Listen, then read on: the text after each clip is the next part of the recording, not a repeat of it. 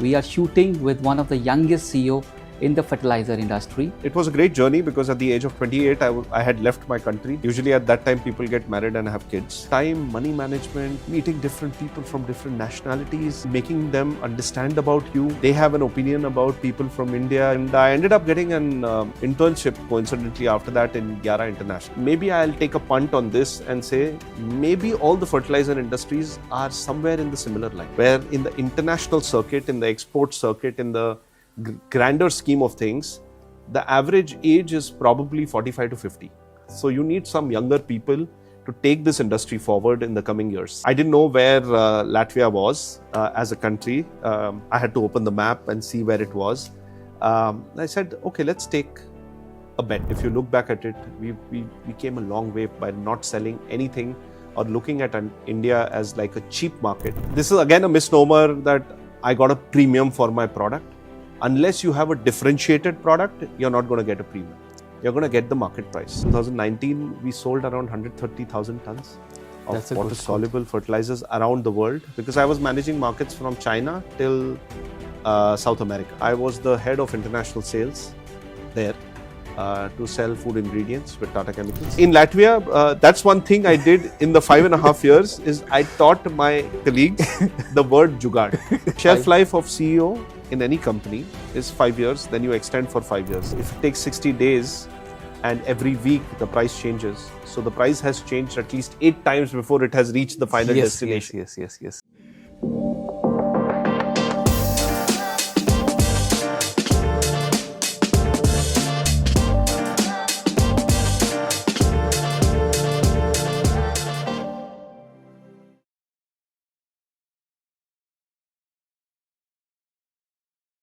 Hello, welcome to Supal Sharma Show. This podcast is very special and very young. Why it's special? Because we are going international, we are shooting in Dubai. Why it's young? Because we are shooting with one of the youngest CEO in the fertilizer industry. We are shooting with Mr. Shulmit Bapat, who is the CEO of U Distribution Company. Hello Shulmit, welcome to the show. Thank you very much, Supal. Pleasure to be here. How are you? I'm doing well.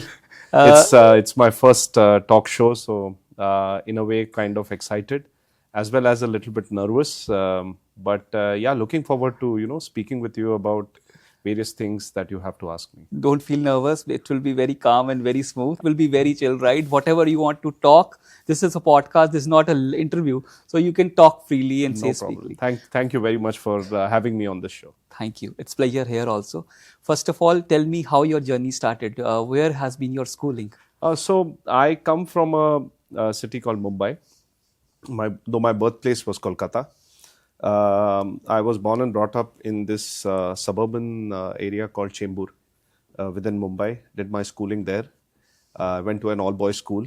And after that, my high school was, Swami Vivekanand. That's where I went for 11th and 12th. I did my chemical engineering from Thadomal Shahani in Mumbai. Post which I worked for 6 years in an engineering consultancy. Formerly it was called SNC Lavalin, but now it's known as Atkins Realis. That was in Mumbai only? That was in Mumbai itself. Okay. I was in the oil and gas sector. Okay. Working there as a project engineer. Okay. So you were engineer basically. You started with Yes, I did. So as a chemical engineer, and then I wanted to sit in the shoes of a chemical engineer for a while to see how I perform. But then eventually when I got recruited from the campus, I was put into project engineering, which is more about coordination. It's something that I liked because it kept me close to my chemical engineering part, as well as coordinating with different departments within the organization. And, for 4.5 years, I did that. And then I thought I should move into business development and strategy and development. So I moved into strategy and development. I worked in the oil and gas sector and then the pharma and the food sector. And after 6 years, one of my uncles, he came to me and said, Shulmit, you need to leave the country and go and explore the world. Okay. So I said, okay, what do you want me to do? And he was like, go But out and do before your. going outside India, how was your salary at that time, and how was your experiences? What you used to Okay, do? now I can freely speak, but yeah, when I started, my base salary was around 3 lakhs a year. Okay, And similar was mine too. and I was, But that was too much when you come out of the college. yes. But that salary was there for around 3.5 years. And then we had a new CEO who joined the organization who realized that I was getting underpaid and overworked. So he was kind enough to come to my rescue and make the salary corrections. But after 6 years of working there, I had reached a plateau.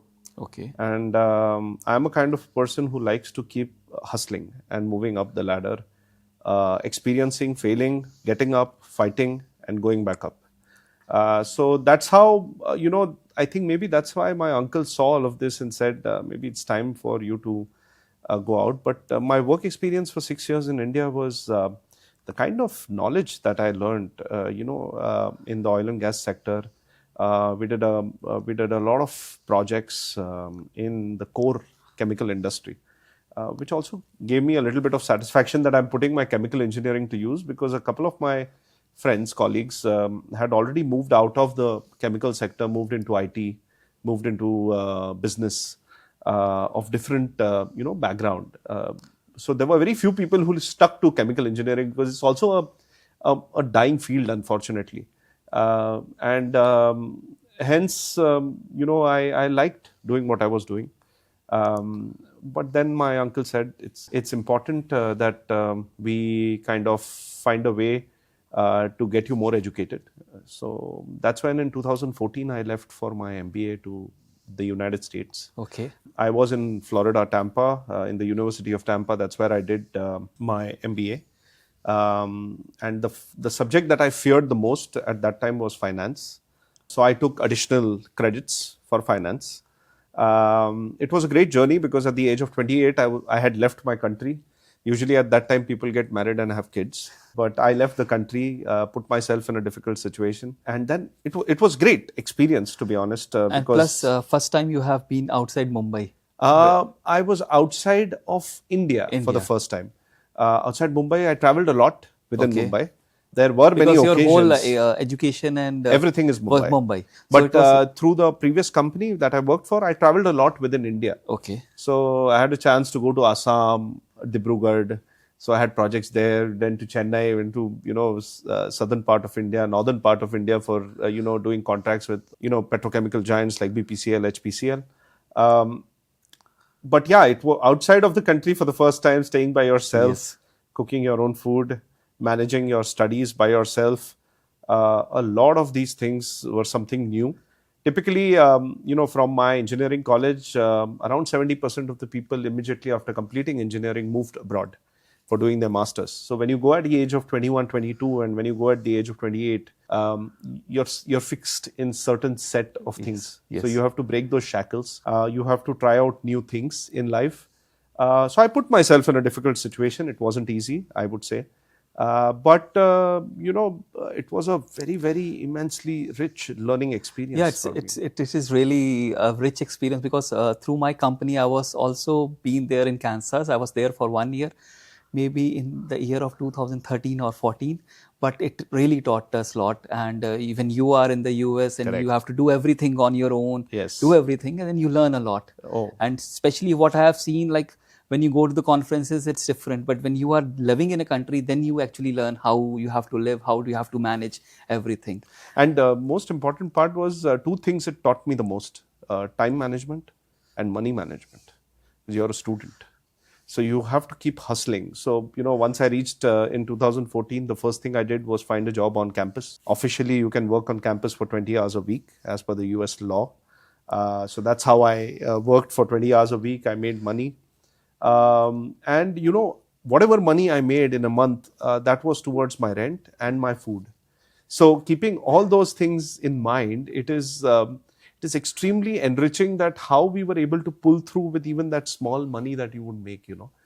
So time, money management, meeting different people from different nationalities, making them understand about you, They have an opinion about people from India. You have an opinion, people about different countries. How to, kind of coexist, be polite with each other, have a very good understanding about cultures, and get introduced yourself to in their culture and introduce them to your culture. So we had a lot of opportunities of doing that. We had a great study circle. We had a good Indian community out there of students. We would do a lot of things ourselves. So it was people management, time management. Everything had a management quotient to it. Yes. So that's where I think my fundamental foundation was being built of being in the management. And I think I'm really thankful to whoever were the people who pushed me to make this happen. My mom, she's no more, but my mom, my uncle, who pushed us really hard to get there. Also, a very interesting story because I didn't have the money to study. So it was all about how to get the money to study, right? You have taken a loan? I took a loan, but from the US bank. Okay. So I had someone whom I didn't know. I wrote a huge letter about how I need the money. But when you reached in the US, then you have taken the loan? No, from India. Here only. Because in 2013, I was supposed to go to Canada because I had an invite from a university there. But because for 2 years, it was going to cost me $70,000. So I had to let go because I didn't have the money.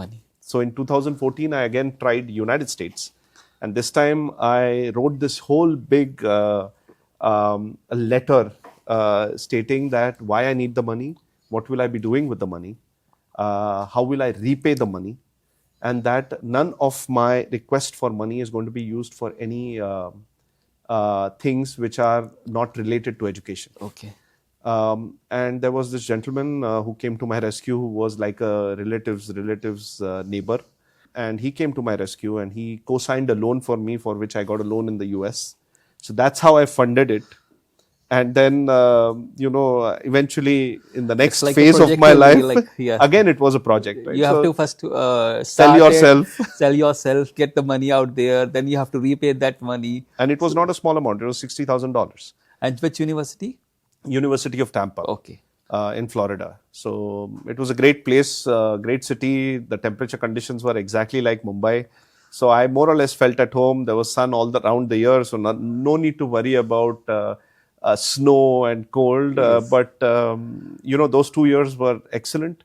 And I ended up getting an internship coincidentally after that in Yara International. Okay. So I did a 3-month internship with Yara International. So maybe there the journey of fertilizer would have started. That's where it started. So I was responsible for their calcium nitrate project. And I had great mentors, still in touch with them. And the audience who doesn't know about it, Yara is one of the global leader in the specialty sector.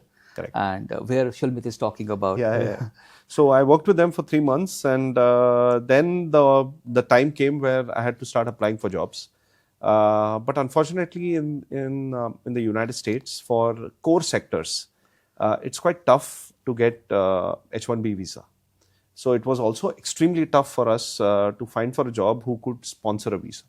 However, I got a couple of interviews. I did go for it, but then everything fizzled out because of the visa issue. That's when a company in Eastern Europe basically came to my rescue. I had another 20 days, 30 days left. If I would not have got that job, I would have had to go back to At India. that time, why did you feel like fertilizer is your core? Or because where you did MBA, you did graduation, which is nowhere linked to the fertilizer section or agriculture section. See, you are not like an MBA graduate from agriculture university in India or abroad. The thing is, maybe what happened is at that time, if I would have been introduced in the fine chemical, specialty chemical sector, I would have still be feeling at home. Yes. But because it was chemical fertilizers, and then I saw Yara, and then I was like fascinated about looking at people working there for 20 years. And how was the office at Yara? It was brilliant. It was a great office. But when I saw all of that, I said, this sector probably lacks youth. There were a lot of veterans, but there weren't young minds around. And the young minds were all responsible for logistics. I couldn't, it was my observation, I may be wrong, but what I saw is that they had people in one position for a long period of time, but they were all aging. Eventually, there had to be the next step that had to be ready, and they did not have that. So I identified that as a gap. And I said, maybe I'll take a punt on this and say, maybe all the fertilizer industries are somewhere in the similar line, where in the international circuit, in the export circuit, in the grander scheme of things, the average age is probably 45 to 50. So you need some younger people to take this industry forward in the coming years. So I said, yes, that's how I want to stick. And coincidentally, I had this company which came up to me in the Eastern Europe. And they said, we have a position open for international trade and that you would be working with us. And I did the calculation. I said, okay, euro is better than dollars. So for me to pay back a $60,000 loan would be great. So I didn't know where Latvia was as a country. I had to open the map and see where it was. I said, okay, let's take a bet and let's go and figure this out.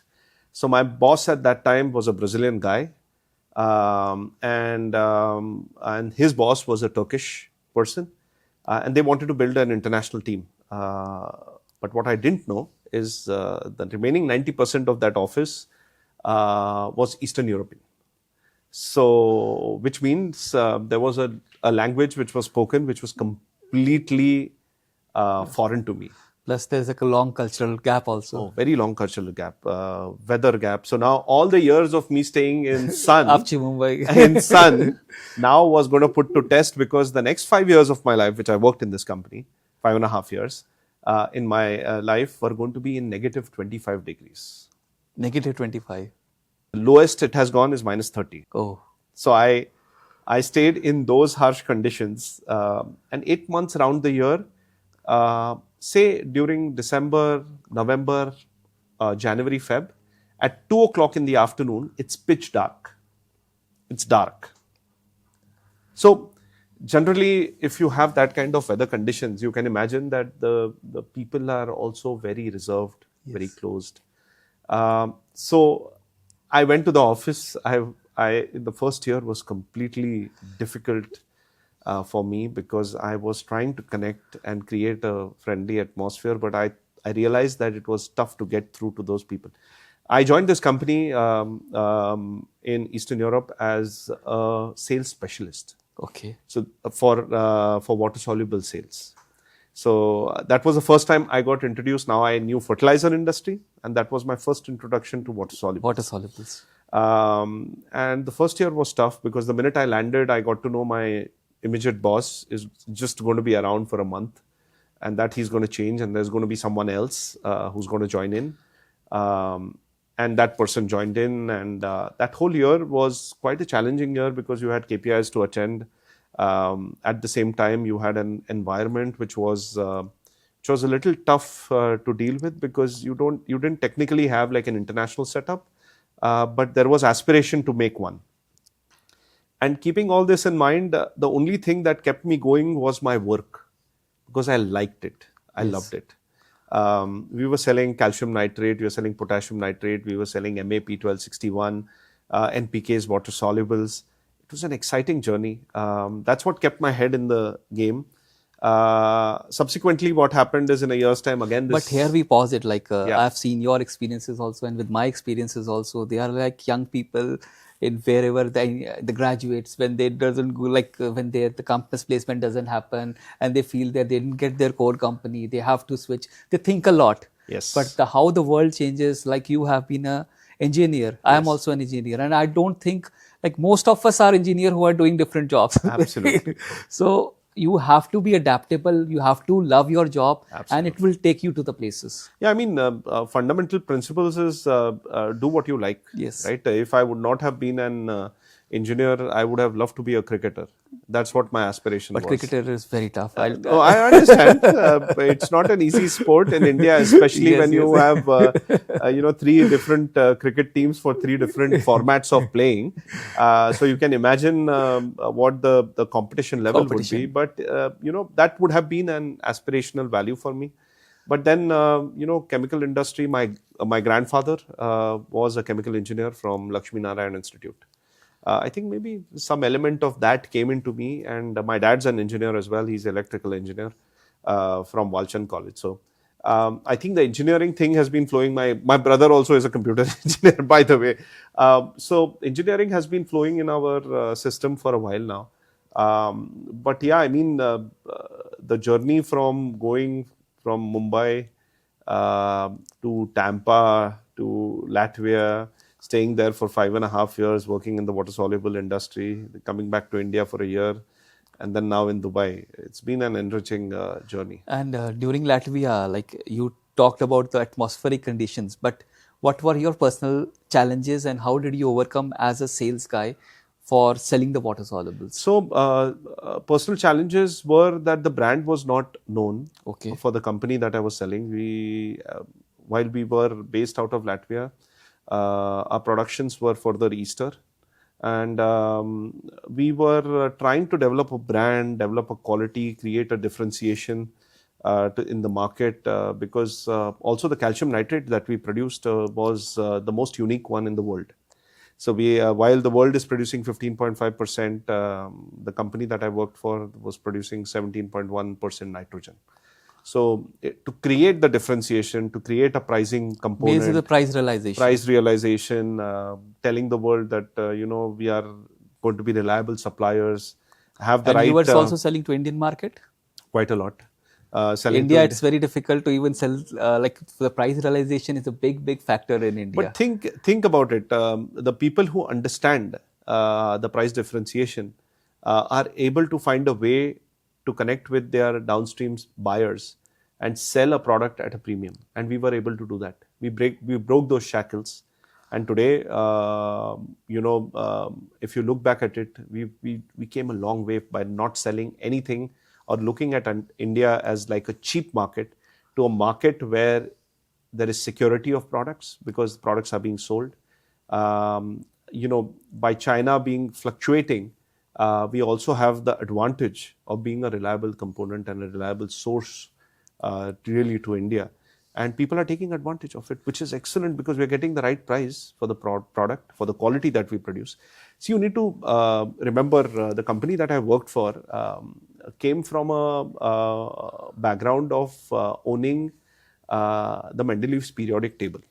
Okay. So that's where the chemistry was born. So which means the products that are being produced are absolutely chemically really good. Really good. It's just that how do you communicate it to the world, right? And that's where we came in.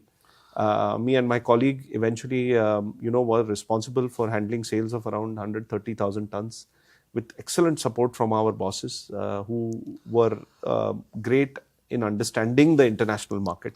Because typically when you are in a company which is a very skewed company or like you say, Lala company in India, it is difficult for them to understand what the world is talking. They only know what their respective countries are talking. And they were very open to look at different countries and understand that yes, there will be a different price in a different market, but at least we are getting a security of sales because everything cannot be sold in the said country. Yes. And obviously, you'll go for the premium, then your volume is concentrated. You cannot do the volumes, but at end of the day, you feel satisfied whatever the volume you have done. Yes. It fetched the premium, you have created the brand and you have placed your company's product at the right price at the end. Absolutely. And this is what the most important part is to get the right price for the right product. Yes. And what is the right price? Right price is typically the market price. What the market is ready to pay you. So this is again a misnomer that I got a premium for my product. Unless you have a differentiated product, you're not going to get a premium. You're going to get the market price.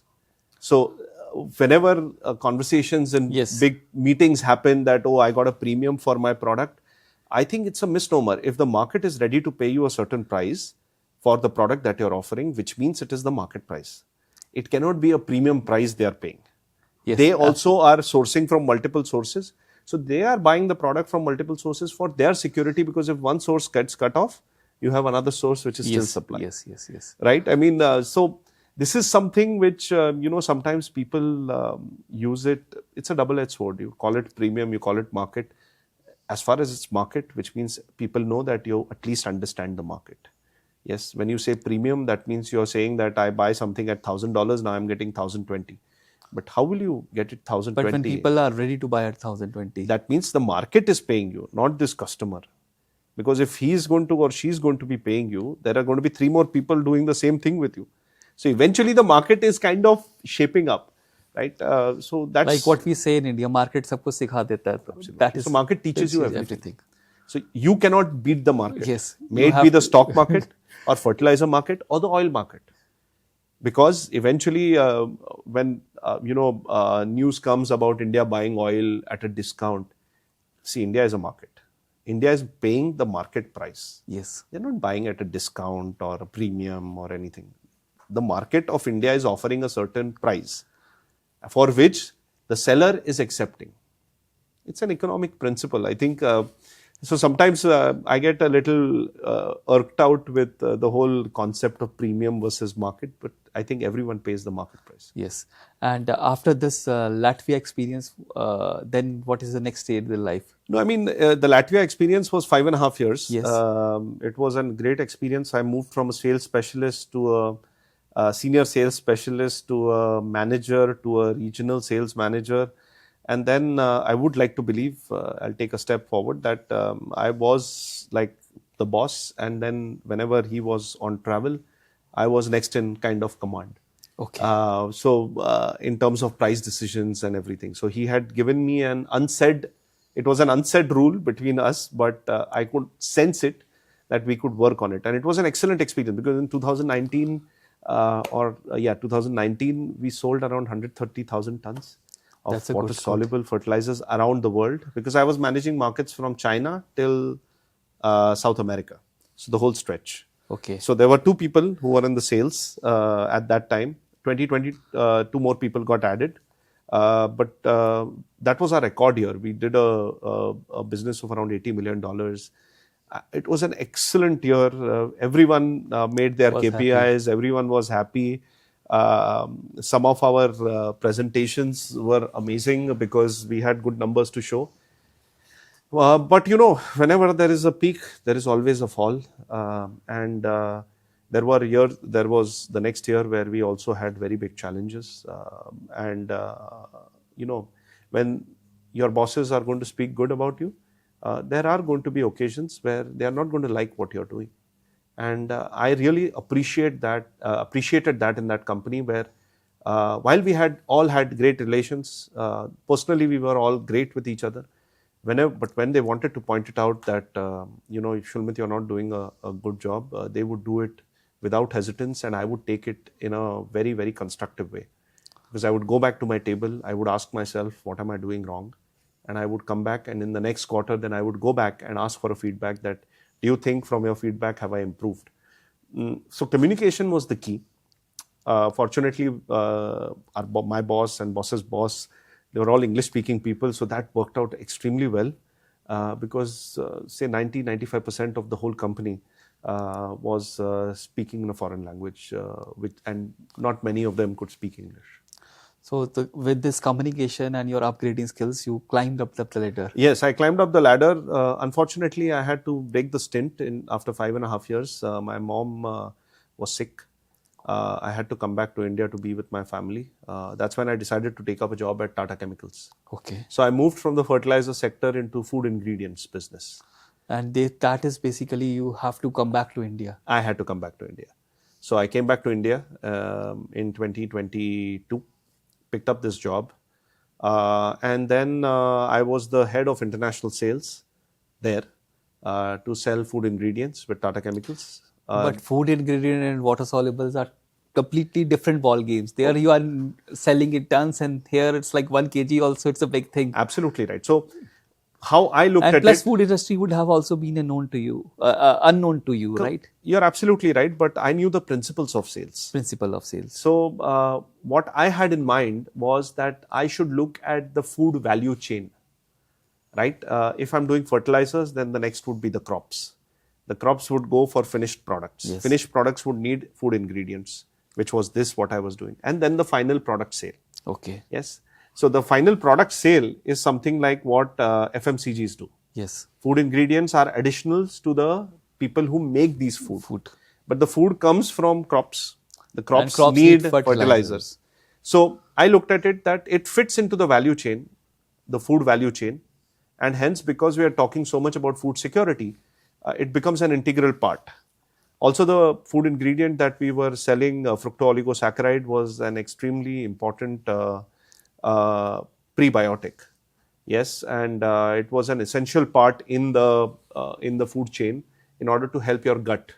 So all in all, it ended up being very, very nice. All in all, it ended up being very, very good for me to be there, to learn something new about the food ingredient business, and be with Tata, which is a juggernaut in the world, and work with them for a year.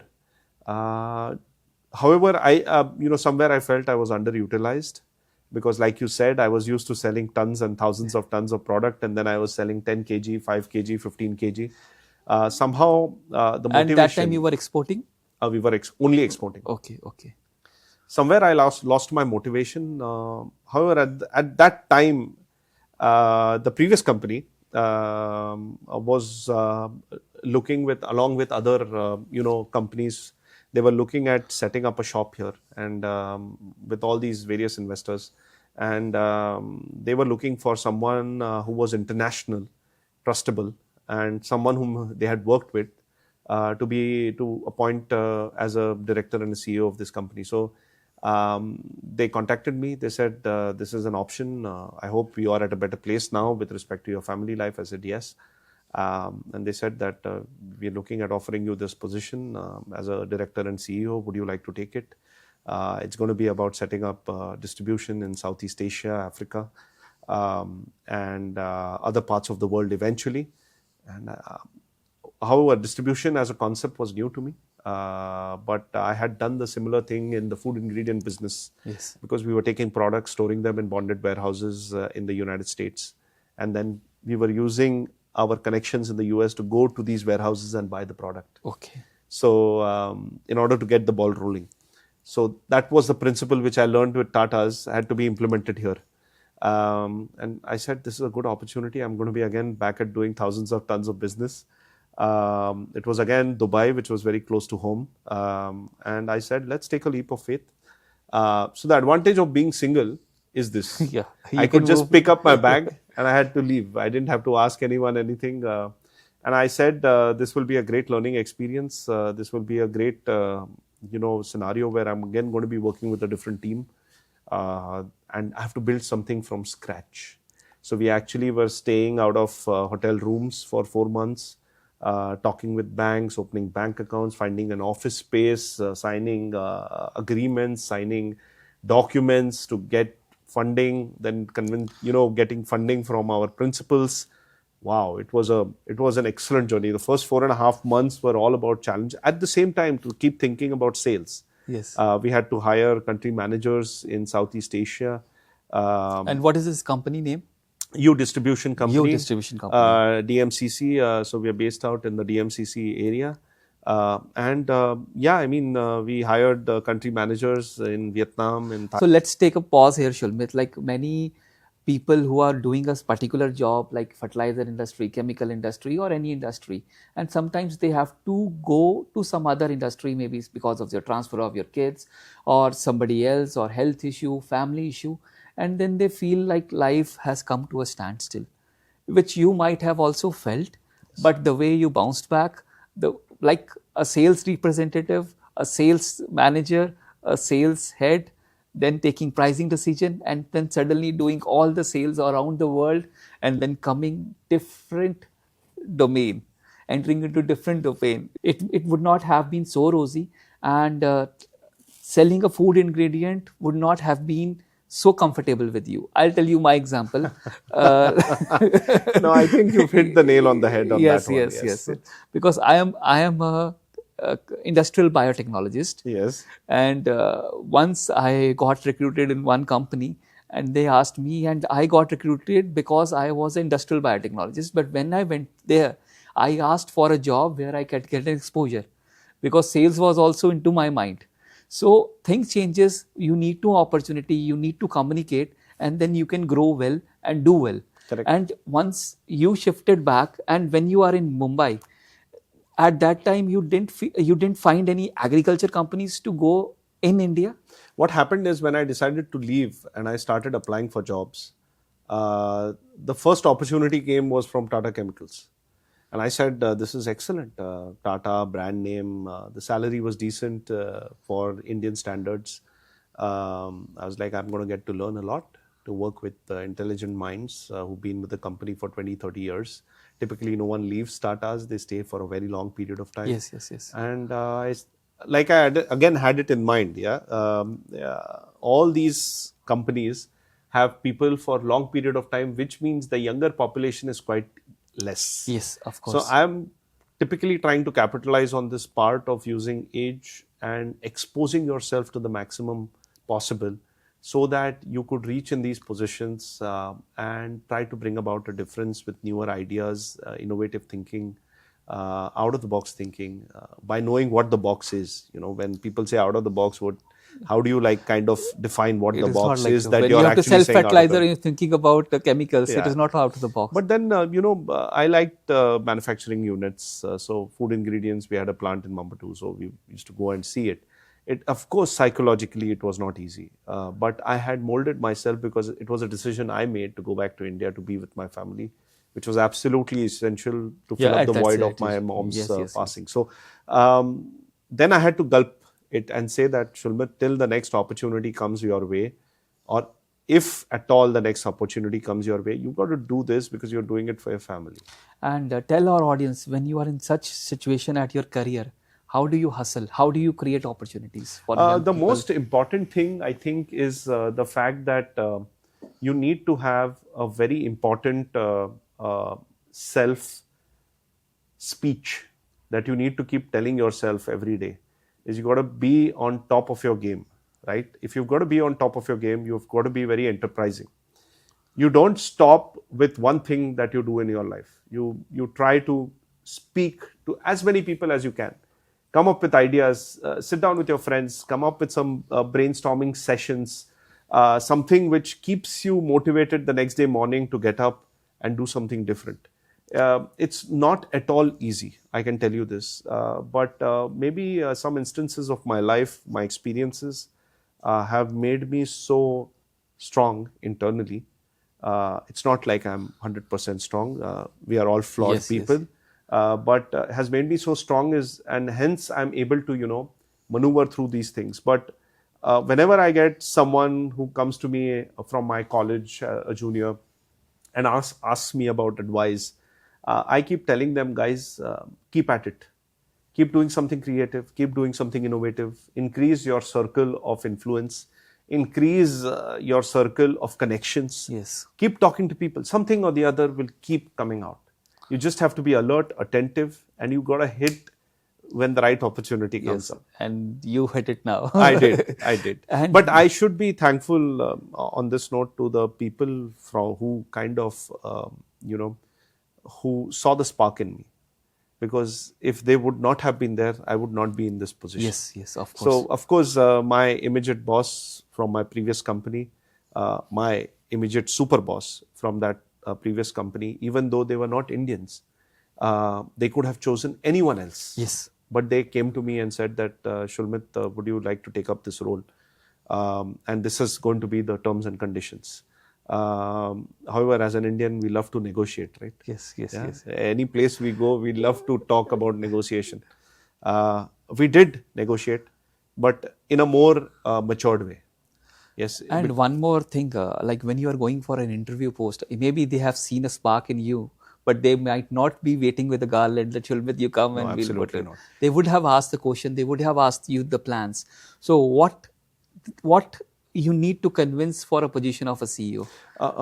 It's in general. I'm talking about the young graduate who are watching the show. I'm not talking about your personal thing, what you discuss with them, but at this stage, what a person who is looking forward for a CEO position when it comes to interview or somebody else approaches them, what should be their mindset, idea and things to communicate? So the basics is you need to understand the basics of your industry. You need to understand the industry that you're working with. You need to understand the nitty-gritties of that industry. You need to understand whom are you up against. Within the organization, you need to understand whom are you competing with. Right? It is going to be a fair and square scenario where you're going to prove yourself with numbers, you're going to achieve your KPIs, and you're going to move up the ladder. But is being a good salesperson means that you will be a good CEO? Not necessarily. Not necessary. Because you need also to be a people's person. Yeah, obviously, you have to take care of the team. More now importantly, you have the sales guy there down the line and you have to take care of them. That is why just the not CEO sales comes. guys. Yeah, you have everything. to think about administrative guys, Yes. finance guys, Everything. have a great relations with legal teams, everyone. Everything. And it's not easy. It's fun if you know how to do it, because you need to maintain relationships. And I think here is where my Indian upbringing has actually come into help. Is because multitasking, I think we are born with multitasking. We are born, especially in engineering. I think engineering teaches us a lot of things, right? Because multitasking happening now, we are like downloading the movies and the paper is there next morning and then you watch the movie, you do a lot of multitasking. Yeah, I mean, multitasking always helps, but also there has been a Mumbai factor in me which has helped me, is being street smart. Yeah. But do you feel, Shulmit, like being in Mumbai and like now everything is there on the internet, but when we were there, well, like our schooling, like second, third class, what do you feel about like kids from the metro are like street smart because of the... I really can't speak about the metros, but I can speak about Mumbai because that's where I'm from. In Mumbai, I feel there is a certain X factor I get. I get something from that. And maybe I'm biased because I'm from Mumbai. But I also have a cousin who moved from Nagpur and is just not ready to leave Mumbai. But I also had cousins who moved from other parts of the world, other parts of the country. They moved into Mumbai and left within a couple of months. So I'm saying that someone who falls in love and we are able to figure out, like imagine you're walking on the street, it's raining. And then you see like, cars going, tempo travelers going. Now, for me, where I used to work before, it used to get flooded very fast during rains. Which area? In Andheri East. Okay. I used to work there. So, it used to get flooded very fast. And I saw a tempo guy. I said, sir, can you just take me at least in the nearest railway station or where I can find it? So, I sat with him in the first, we were sharing a seat. Yes. And he helped me get there. Now, if I would have kept thinking... This is called a jugaad. The perfect word. So in Latvia, that's one thing I did in the 5.5 years is I taught my colleagues the word jugaad. And guys, it was amazing, man. These guys would eventually come to me and say, Shulmit, we did jugaad, right? I said, yes, you did jugaad. So I was like, this is what jugaad is. It's tough for people to understand because it's in English, it doesn't sound as amazing, Yes. It doesn't have a ring to it. But yeah, jugaad is always helpful. You try to work out with different mechanics and modes. And, somehow I think Mumbai has helped. So when you're climbing up the ladder, you have to be jugaadu. Climbing up the ladder, you got to be smart, street smart. Because some people do a lot of work, but they are not able to show it. Some people don't do any work, but are very good salespeople because they can speak a lot. At some point, you're going to be caught. Yes, obviously. Because if you're not done the work and you're just in a talking long run, about you cannot do anything. Yeah, so you have to be a balance of both. You got to do your work, you got to show it. And if you're not able to do it, you also should recognize that this is not my time. So I personally believe that the CEO position has come to me a little bit early, but I am able to maneuver through it. It is a challenge. I wouldn't say it is a cakewalk. It is a lonely job. You're the only person at the top. You've got to fight your own battles. I, however, have a lot of support from my colleagues, my bosses, my higher-ups. It becomes easier, but eventually you're the only one sitting in that room thinking what next. Because you only don't have a rosy picture. Yes. You don't have all shipments being sold at the most amazing margins that the company can make. There are times when you are doing losses and then you have to defend and you have to think how, why, when, what your course correction plan is going to be. It's a lot of thinking and it's a lot of convincing, and trust plays one of the most critical roles in all of this. Till you have the trust of the higher ups, you will survive. If you don't have the trust of your board members, today or tomorrow you're not going to last in this job. And its shelf life is 5 years. What do you mean by shelf life? Shelf life of CEO in any company is 5 years. Then you extend for 5 years. Anything more than that, you're always moving in a very, very plateau kind of a position. Because in 10 years you've tried everything new. Yes. So I always believe in working for my boss's position. That's how you go up. If you're working for your position, then you're just playing it safe. I'm 38 today. Yes, I want to take risks. Because by 50, 55, then you get into a kind of a plateau zone where you're closing in towards your retirement, right? Whether you will retire or not, you don't know. But if you're closing in on your retirement, then you would want to be at that age. But right now, you'll take all the risks. You'll take up all the challenges. You'll fail in some. You'll succeed in some. You just have to know that by failure, you should not get into depression. And with success, it should not go to your head where you're going crazy and telling the whole world, hey man, you know, I did this, I'm the biggest person. Because tomorrow you could have a fall. So getting maturity always helps. And the people management also, what I have observed, you should be very good if you are climbing up. Yes. And now we'll talk about what you are doing now in this company. So in this company right now, it's a group of people who came together, of course, to help us form this company. The intent of this is to develop distribution. We realized that in the fertilizer sector around the world, everyone's doing trading, which means it's like, hey, I have a product at $300. I can sell it to you at $320. Then I'll sell it Are at you interested? And then I'll sell it at $350. No one really knows where the product goes. We don't know. We don't have a brand. The branding is done by local distributors. We don't know how it goes, how it gets applied. We don't have feedbacks whether the crop which was supposed to be grown has grown. Was it good? Very critical scenarios, right? And hence we identified some secured areas like Southeast Asia. For us, it is like a virgin market for distribution. It's our a pet project where we have started with getting into this market. It's virgin market because your company has not started anything. We have not. Historically, the group of investors who came in don't have as much as presence in the Southeast Asia with all our products. Okay. As much we have in different parts of the world.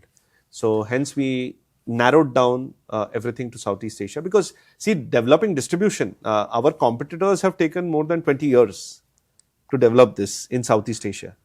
And we are trying to do that in 5 to 7. Yes. So it's an uphill task. We need lots of energy, lots of creative thinking, lots of innovative thinking. And all these countries are not the best paymasters. So how to get the money out from the market while also being competitive enough and being competing with your competitors in those markets who are doing trading exercise. So it's a complex problem. You solve one thing, something else comes up. You solve the problem of the product, you have the price. You solve price and the product, you have logistics. Payment. So once you solve these three, then payment comes up. Because your currency fluctuations in Southeast Asia are erratic. So how do you find a balance and how do you convince the management, especially having principals who are producing, millions of tons of product, they can trade only so much. What about the remaining? And every company's heart is production. Yes. You cannot stop production. Yes. The only thing for production is to increase capacity. Full capacity, increase capacity. Now, if you sell, say, 10 million tons in a year, that's your full capacity of the plant. Yes. Then the board of directors say, now we need to increase it 13 million. Now, 10 million you can sell. But what about the remaining 3 million? Yes. So you have to find new markets. New markets. Yes. And secured sales. That if tomorrow, with what is happening around the world today, security is one of the most critical parts. You don't know which markets can shut down for you, which markets can open up for you. So if you have a balanced positioning of products in each market, you at least know that your sales are secured. Maybe you may not get the best price of that market. But in any case, that product, if you are not selling in that market, you are probably not producing it and selling anywhere else. Yes. So as well produce it, sell it in that market, that at least you know that the downstream buyers are getting used to your product. So it becomes very, very convenient to sell higher volumes. And Shulmit, here, like the mindset also will be very difficult to change because it's a producer company. Yes. Then you are going for the branding. Yes. They look forward for like 2 million, 1 million, and you're talking about 2 containers, 3 containers. It is tough. It's very tough. It's the tough. mindset. The only advantageous part is that the team that is doing this distribution has got a very strong board direction, a board of director positioning, that they are ready to give you time. Okay. Yes, we are ready to accept challenges. We are ready to accept downstream issues that could arise. But our intent is clear. We have to make this a success. So for that, if it means that you have to think of creative things, you falter, you learn. Just make sure don't commit the same mistakes again. Yes. Be very, very cautious.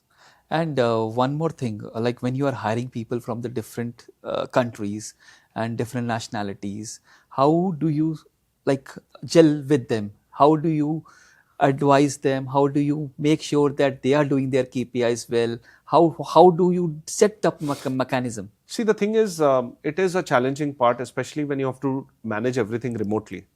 So the 5 country managers that we have in Southeast Asia. So Southeast Asia, which countries you are? Thailand, Vietnam, Malaysia, Indonesia and Philippines. Okay. So we have 5 country managers there, and these managers come from a different school of thought.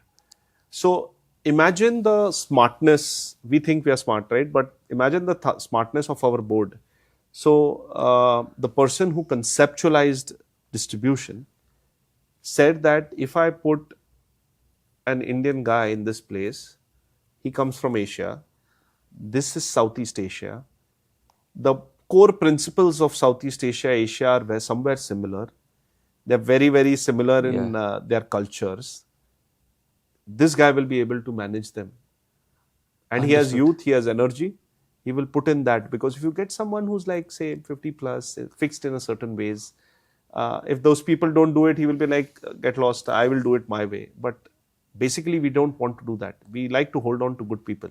So our intent is to keep pushing the guys. And so I was the bridge between the culture of the company versus the culture of Southeast Asian guys. So culturally, I had to blend. And it's an ongoing process. It doesn't happen. Because they don't sit in our office to know exactly. I have to verbally tell them. They have to verbally imagine. And they have to mold themselves to that. So that makes it even more complicated of how you find it. You've got to keep your cool. You've got to keep yourself calm. I visit them quite frequently, at least once in 4 months. I visit all these countries, meet up with them, meet up with our buyers. And we've been successful. In the first year, we've done some great business, decent amount of volumes, introduced new products, which we've never done in those markets. But I think the next 4 years are going to be extremely exciting, crucial, challenging. But at the same time, I'm looking forward to it, of how to make this a success. Absolutely, you will do it, and our best wishes for that the same. And another question I want to ask here is that you are like, how is the registration in the Southeast Asia? Extremely tough. In like countries like Malaysia, it's an open place. You can just take the product today and sell it. So any label product, we can sell it openly there? Openly, no problem. So that's very good. Actually, but Thailand, Indonesia, Vietnam and Philippines, extremely tough. Yeah, but having said that, any product you can openly sell, there would be so many products there to compete in Malaysia. So you understand now? That's another You're problem. Understanding. Yes. So when it's an open market, the competition is more. When it's a closed market, you need to think about investments and what is the return on it. Yes. So you cannot just think. So now, being a salesperson, I'm always wanting to sell. But at the same time, when I'm in the management seat, I have to think about the return on it. Whether it makes sense to invest in this product. At the same time, you have to think about the production units that your principals are going to support you with. Whether they are able to produce the product of the right quality. Yes. And that quality has to match the requirement of the plant. And at the right time, that's also important. And then the shipment has to happen. It is like they produce the product, and then you are not getting shipment, and everything is happening. You have seen like how the shipment industry has been fluctuating for the last 3 years. Absolutely, man. Absolutely. The prices of like MAP, sometimes it goes to $1,600 which we have seen last 2 years. Yes. The shipping line go crazy, and then there's no containers left, and all the big stories are being told that Absolutely. war has happened, this has happened, that has happened. So No, I mean, see, whatever is happening around the world, at the end of the day, the challenge remains because we are shipping from Eastern European ports, which takes around 60 days, 70 days for the product to reach. So imagine we are selling, commodity products which are published every week. So if it takes 60 days and every week the price changes, so the price has changed at least 8 times before it has reached the final destination. Yes. And then we have to pack the product in 25 kilo bags in our brand and then sell it into the market. At the same time, registrations are long drawn, registrations are and expensive. the currency is also fluctuating. Everything is fluctuating. The requirements fluctuate. What if it reaches there and there is drought? Yes. What if it reaches there, there are floods? Like, it is unimaginable moving parts, but at the same time you have to sell. So the key important thing is you need to have 1 or 2 anchor products to enter the market, to support the other products to be sold, and you need to have support with third-party trading. So while your principals are involved, you should have multiple sources of products from where you can supply into these markets to have very good distribution. And with this multiple other sources product, at least like the salaries of the staff will be taken care and the volume will be there. Yes, of course, salaries of the staff, volumes, increasing number of team, supporting them from the head office. There are all these functions that have to be thought of, have to be taken care of. You also need to hire intelligent people who are also thinking about it. See, while I'm in the role of CEO, I cannot think about every market very deeply inside because we are hiring smart people.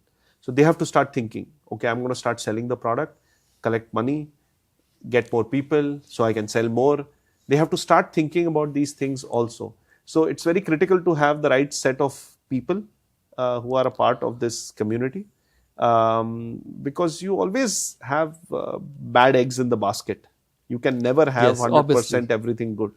So you have to find a balance. Some could be lethargic, some could be lazy, some could be over enthusiastic. You have to pull them down. The guys who are lazy, you have to go to push them up, and everything from a distance, even more tough. Yes. It's not easy, but it's fun, man. I mean, it tests so many aspects of your life, of how to get them like energized from a distance and yet keep them engaged with everything.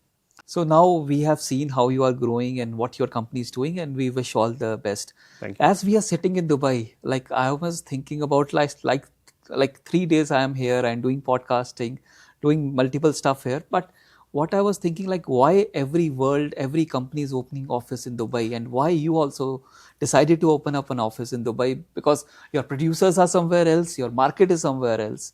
So why Dubai? So Dubai has an ease of doing business. They are excellent marketeers in the world, according to me.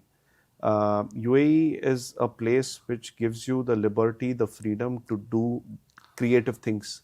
Dubai actually has a crypto hub also, where nowhere in the world currently except Switzerland, I think, has got one. And now United States has just announced to open it up. So ease of doing business, we are in the free zone. We don't get any products here. It's opening of bank accounts is easy. Registration of companies is easy.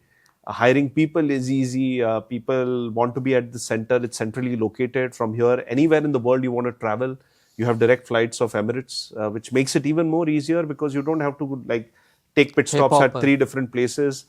They have this amazing golden visa rule where your salary above a certain amount, you can apply for a 10-year gold visa. For me personally, or for all the Indians who are staying here, home is nearby, so we can actually make a quick visit to home and for 2-3 days stay there and come back. There are a lot of good credit lines given by the banks in order to do businesses. LC opening is extremely easy. Whatever is needed for a trading company, there is a very good support mechanism. Everything is online. Everything is quick. It doesn't take time to get through it. And that's why, Dubai was the shortlisted choice and the preferred choice. Even though countries like Mauritius exist, We preferred Dubai over it because we also have connectivity with our principals from other parts of Europe, Eastern Europe, who wish to come here and visit us on a regular day basis. Okay. So thank you, Shulmit, for making us understand how your journey has been.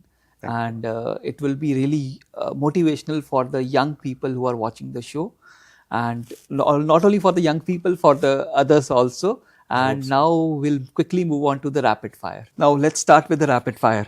Sure. 3 important qualities you look in a person when you hire. Integrity, trust, commitment. If not into agribusiness, what Shulmit would have been doing? I would be a cricketer. All the best. A management trainee joining today, what quick advice you give him to climb up the ladder? Be at it. Don't lose hope. What is the one new thing you look forward to learn? In my current role, I wish to learn conflict management. Okay. And biggest challenge you have ever faced in your career? Biggest challenge I faced in my career? I think challenges are like an everyday thing. So I think there hasn't been a biggest challenge yet. But every day there is a new challenge. Any decision you want to change? None of it. A moment in your life when you realized that you are born to do what you're doing now? It seems like that, yes. Take us through your daily routine. My daily routine is I get up at 6 o'clock, 6:30, 6:45 in the morning, I'm out to run. I complete either a 5K or a 10K on a given day. By 7:30, 7:45, I start working because my business in Southeast Asia has already started. And I reach the office by around 9:30. So in 9:30 to 7 o'clock in the evening, I'm in the office, partially managing the Southeast Asia region, partially managing my principals. And then when I'm back, I take some time for myself, see some TV series. On any other day, on an alternative day, I'm gymming. So I'm now lifting weights. Focusing on your health has helped me a lot. And I think that is one thing which a lot of people don't do, but should do it for sure. And I could take guarantee on that. Apart for whatever the routine he has told, he is actually running, because in 2019 when I met him, China CSC, he was completely different Shulmit. Thank you very much. At least you were able to notice and be frank with me. Your advice to handle stress and anxiety? Run. Who is your professional role model? My mom. What's your favorite productivity hack? Keep doing what you're doing. What's the most exciting project you have ever worked on? The one that I'm working on right now. Are you goal-oriented or a process-oriented person? Unless you're a process-oriented person, the goal will never be achieved. Your advice for time management? Follow your time. What you fix, just follow the tasks, whatever you have fixed. Usually I ask 3 books, but with you I'll ask 3 movies which you'll like to recommend to our audience. Wow, good one. Big Short, excellent movie. I'm deeply a romantic person, but I'm single. So I like the movie Notebook. And the third movie I think is Moneyball. What message you want to give to today's young entrepreneur? The message that I want to give you guys is the youth today is getting a lot of things on their platter. I would appreciate if you all acknowledge it and make sure you make the most out of it, because the road ahead is going to be very different than what we had to face as youngsters. So keep at it, keep learning, don't say no. Tough circumstances make you a tough person, which gives you the success that you will need. Thank you, Shulmit, and thank you for your time. Thank you very much for having me. Hope you liked this podcast. Yes. How was your experience? I loved it, Supal. I think this is a great thing you're doing. I really appreciate you talking to people from the industry. Fertilizer industry needs more attention because we are a very crucial part in the food value chain. So please keep doing what you're doing and reach out to as many people as you can and we would love to hear experiences of everyone from around the world.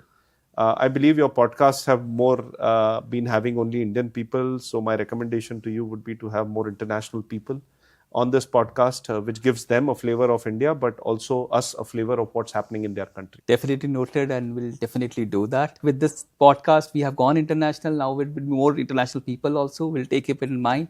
And thank you once again for being Thank you very much, man. It was a pleasure. Thank you. Thank you, man.